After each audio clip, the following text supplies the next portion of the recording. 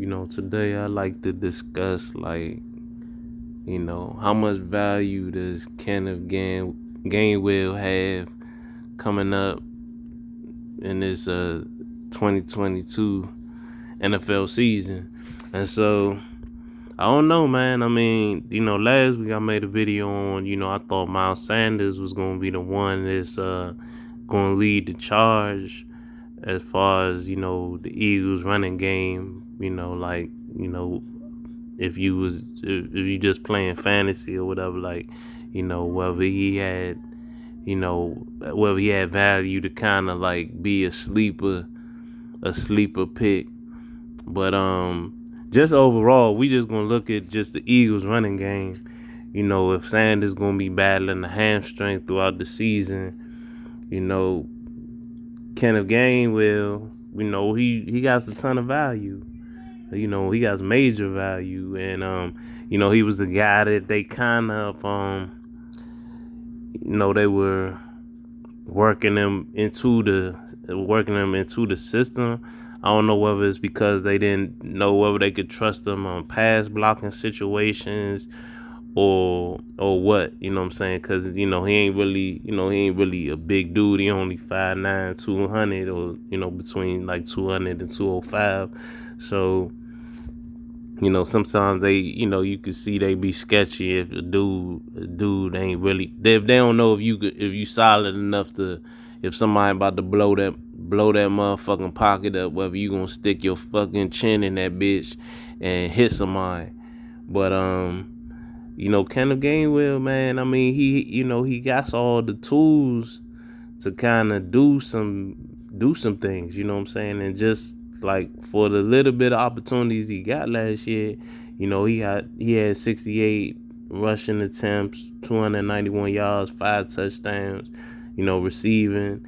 He had 33 catches, 253 and 1 touchdown. So he ain't start a lot of games last year. He kind of was just getting in like sparingly and stuff, because they got that committee thing going on over there with him and Boston Scott and, Miles Sanders, and then also Jalen be running the ball. So, just, fantasy wise, you might try him out. You might look at, how they work him in, whether he should be rostered up. He probably got some value though, especially if they talking about they don't got no timetable for when Miles Sanders gonna be back.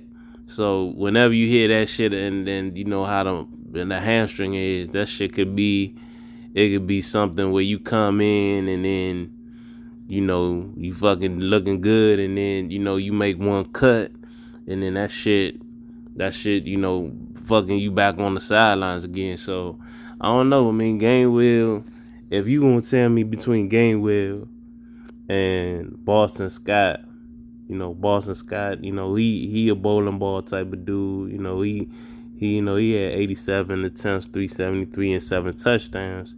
So I don't know. I mean, with me, if you got, if you basically saying like, yeah, you gotta make a damn choice, I'll say, all right, I might give it a shot though. I might give it a shot, cause you in the offense, even though it's a committee thing, they do run the ball a lot, and they emphasize that, and so I think he gonna, cause I'm looking at 68 attempts, running, 33 catching, so that's about like 101 times that he had the ball in his hand. So they gave him that last year, and that was him as a rookie. So I could see them, what I'm saying, bumping that up for sure, because he did show some flashes last year. So especially in the passing game, he definitely was working, what I'm saying, and like I said, it was all on the humble for 253. So yeah, I think he definitely worth rostering up, and definitely somebody you can, if not anything, you just, have him at the back of the roster, and just, take a look at how they moving, how they using them, and then see if you want to slide him in there. But, he definitely going to get his fair share of touches this year. So, just that's all I was just thinking on that. You know, he got a chance, man. Like somebody, if you don't start him, it's somebody that maybe you just could, you know what I'm saying, like just have him in the cut just to see, just to see after the first 4 or 5 weeks how they gonna move him and shit. But yeah, that's just my quick thoughts on Kenneth Gainwell and his potential. All right, I'll see you next time.